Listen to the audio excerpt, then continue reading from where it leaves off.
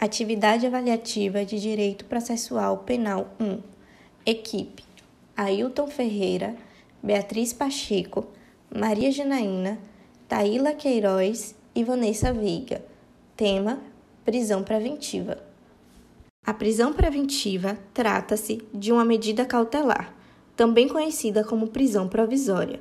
É decretada por uma autoridade judiciária, mediante requerimento do delegado de polícia ou do Ministério Público, em qualquer fase da persecução criminal, seja o inquérito policial ou a ação penal, com o objetivo de garantir a ordem jurídica social. Alguns doutrinadores conceituam a prisão preventiva. Fernando Capés conceitua como uma prisão de natureza processual decretada pelo juiz durante o inquérito policial ou processo criminal, antes do trânsito em julgado, sempre que estiverem preenchidos os requisitos legais e ocorram os motivos autorizadores. Uma forma de garantia da ordem pública, a preservação da instrução criminal e a fiel execução da pena. Só se justifica em situações específicas, em casos especiais, em que a custódia provisória seja indispensável. A finalidade da prisão preventiva não é antecipar a pena, mas garantir sua aplicação e, em alguns casos, livrar a sociedade do perigo a que estaria submetida com a permanência do acusado em liberdade. Para Renato Brasileiro, a prisão preventiva é uma espécie de prisão cautelar, decretada pela autoridade judiciária competente, mediante representação da autoridade policial ou requerimento do Ministério Público, do querelante ou do assistente, em qualquer fase da investigação ou do processo criminal. Nesta hipótese, também pode ser decretada de ofício pelo magistrado, sempre que estiverem preenchidos os requisitos legais do artigo 313 do Código de Processo Penal e ocorrerem os motivos autorizadores listados no artigo 312 e desde que se revelem inadequadas ou insuficientes as medidas cautelares diversas da prisão, artigo 319 do Código de Processo Penal. Já para Paulo Rangel, a prisão preventiva é uma espécie de medida cautelar, ou seja, é aquela que recai sobre o indivíduo, privando-o de sua liberdade de locomoção, mesmo sem sentença definitiva. Assegura ainda o mesmo mestre que a prisão cautelar tem como escopo resguardar o processo de conhecimento, pois, se não for adotada privando o indivíduo de sua liberdade, mesmo sem sentença definitiva, quando esta for dada, já não será possível a aplicação da lei penal. Em relação aos pressupostos, é possível encontrá-los no artigo 312 do Código de Processo Penal. Alguns pressupostos materializam-se como fumus commissi delicti, ou seja, a fumaça da prática de um ato punível, sendo a suspeita que aquele crime ocorreu. Logo, significando que para a decretação da prisão preventiva é necessária a justa causa, compostas pelos indícios de materialidade delitiva e autoria, requisitos explicados no próximo slide.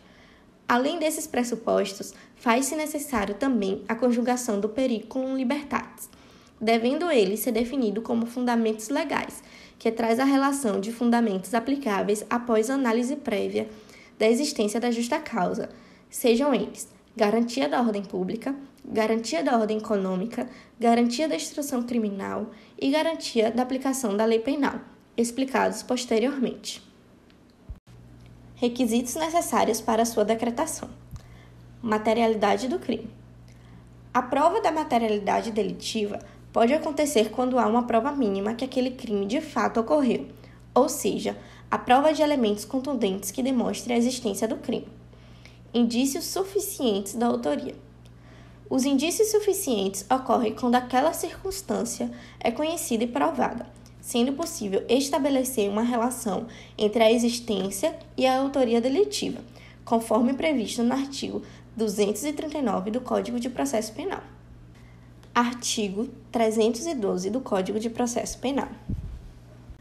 O artigo 312 traz que a prisão preventiva poderá ser decretada como garantia da ordem pública, da ordem econômica, por conveniência da instrução criminal ou para assegurar a aplicação da lei penal, quando houver prova da existência do crime e indício suficiente da autoria e de perigo gerado pelo estado de liberdade imputado.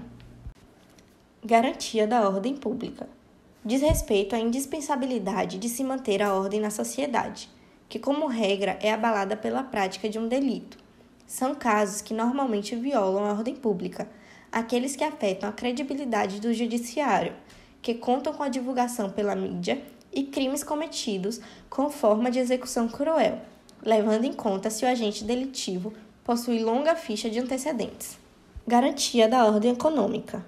Esse fundamento é uma espécie de gênero da garantia da ordem pública, acrescentado ao Código de Processo Penal, por força da Lei 8.884, de 1994. Visa impedir que o agente que cause seríssimo abalo à situação econômica-financeira de uma instituição financeira ou mesmo órgão do Estado possa permanecer em liberdade, demonstrando à sociedade a impunidade reinante nessa área. Garantia da instrução criminal. Está relacionada à necessidade que a instrução criminal se desenvolva de forma limpa. A ideia é evitar que o réu haja de forma a atrapalhar o processo ou investigação, tendo como exemplo ameaças a possíveis testemunhas ou destruição das provas. Garantia da aplicação da lei penal. Trata-se da prevenção de que o réu não fuja, ou de que a justiça seja impossibilitada de alguma maneira de aplicar a sentença que lhe foi dada. Em alguns processos, é proibida a decretação da prisão preventiva. São eles os processos de contravenção, os processos em que o réu é solto, independente de fiança, e os processos que o juiz verifica pelas provas dos autos que o acusado agiu acobertado por uma causa excludente de criminalidade. Hipóteses de cabimento. Sobre o cabimento da prisão preventiva, o artigo 313 do Código de Processo Penal traz suas hipóteses de forma clara e dispensando parênteses. Artigo 313. Nos termos do artigo 312 deste Código, será admitida a decretação da prisão preventiva. Inciso 1º. Nos crimes dolosos punidos com pena privativa de liberdade máxima superior a 4 anos. Inciso 2º. Se tiver sido condenado por outro crime doloso em sentença transitada em julgado, ressalvado o dispositivo no inciso 1º do caput do artigo 64 do Decreto-Lei nº 2.848, de 7 de dezembro de 1940. Código Penal. Inciso 3º. Se o crime envolver violência doméstica e familiar contra a mulher, criança, adolescente, idoso, enfermo ou pessoa com deficiência, para garantir a execução das medidas protetivas de urgência. Parágrafo 1º. Também será admitida a prisão preventiva quando houver dúvida sobre a identidade civil da pessoa, ou quando esta não fornecer elementos suficientes para esclarecê-la, devendo o preso ser colocado mediante em liberdade após a identificação, salvo se outra hipótese recomendar a manutenção da medida. Parágrafo 2º. Não será admitida a decretação da prisão preventiva com a finalidade de antecipação do cumprimento da pena, ou como decorrência imediata de investigação criminal, ou da apresentação ou recebimento de denúncia. Cessação da prisão preventiva. Revogação. Ato discricionário do juiz, que ao verificar que não mais subsistem as razões que fundamentaram a sua decretação, o juiz poderá revogar a prisão preventiva, conforme artigo 316 do Código de Processo Penal. Cassação. Ocorre pelo tribunal, através de habeas corpus, podendo ser quando o juiz a houver decretado sem que ocorram os requisitos legais para imposição, quando não mais subsistirem os referidos requisitos, ou quando, após a decretação, se tornar evidente que o fato foi praticado em qualquer das situações do artigo 23 do Código Penal. Prazo. O Código de Processo Penal não prevê o prazo expresso para a redução da prisão preventiva.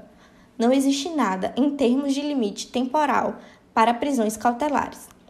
O STJ tentou definir prazos através das súmulas 21, 52 e 64, com as seguintes redações. Súmula 21 do STJ. Referindo-se, porém, à decisão de pronúncia nos procedimentos do Tribunal do Júri para o fim de superar a alegação de excesso de prazo. Súmula 52 do STJ. Encerrada a instrução criminal, fica superada a alegação de constrangimento por excesso de prazo. Súmula 64 do STJ. Não há constrangimento ilegal por excesso de prazo, se a demora em feito complexo decorre de requerimentos da própria defesa. Prisão temporária versus prisão preventiva. Na prisão temporária, o prazo são de 5 dias, ocorre durante a fase de inquérito policial e é utilizada para que a polícia ou Ministério Público colete provas para depois pedir a prisão preventiva do suspeito em questão. Prisão preventiva. Prazo é indefinido. Pode ser decretada em qualquer fase da investigação policial ou da ação e é pedida para proteger o inquérito ou o processo, a ordem pública ou a economia, ou a aplicação da lei. Exemplo de decisão de um juiz sobre o tema abordado no trabalho. Processo número 038-7208-77-2013. O juiz Moacir Pita Lima Filho decretou a prisão preventiva de Marcos Davi Araújo, acusado de prática de crime de homicídio qualificado contra Meire Brito de Matos.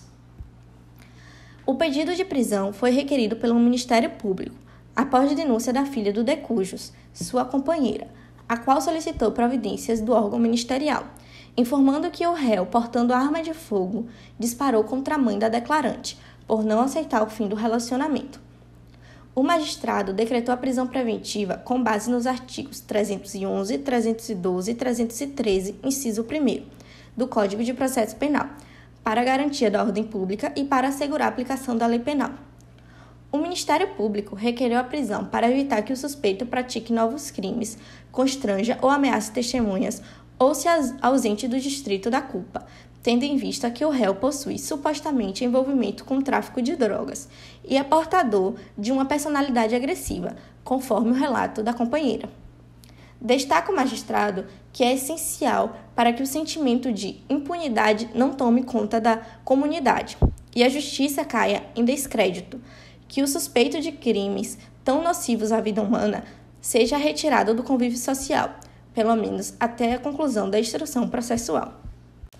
Artigos usados como base para a decisão. Artigo 311.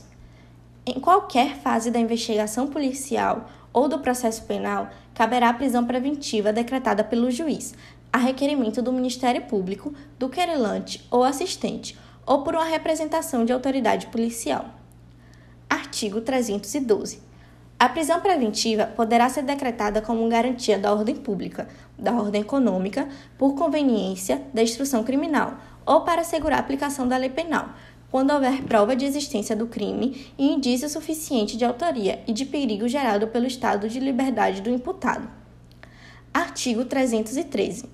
Nos termos do artigo 312 desse Código, será admitida a decretação da prisão preventiva. Inciso 1º. Nos crimes dolosos punidos com pena privativa de liberdade máxima superior a 4 anos. Obrigada pela atenção e assim encerramos o nosso trabalho.